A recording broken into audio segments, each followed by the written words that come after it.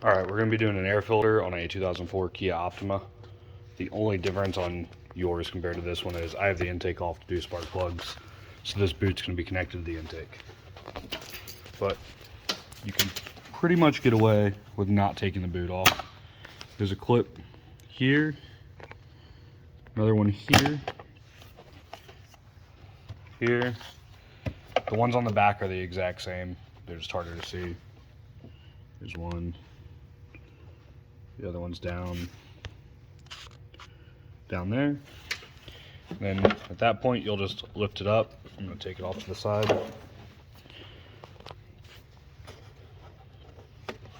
Grab your filter, pull it out.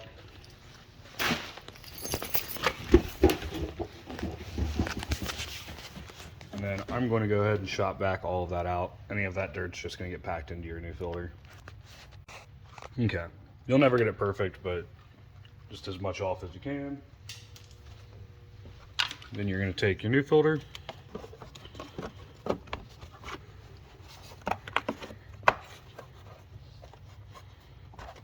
try and keep it as clean as you can. It'll just fit snug down in there.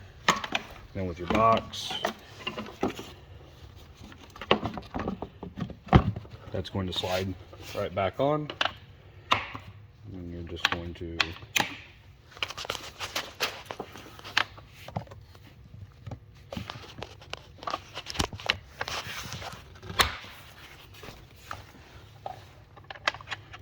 flick your tabs over.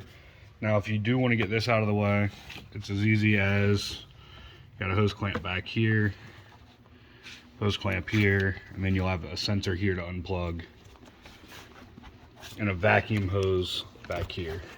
But even if you just wanted part of it off, you could pop this sensor off this hose clamp, shake it back and forth, and then you could tuck that off to the side, and then you can just pop that whole lid off like I did.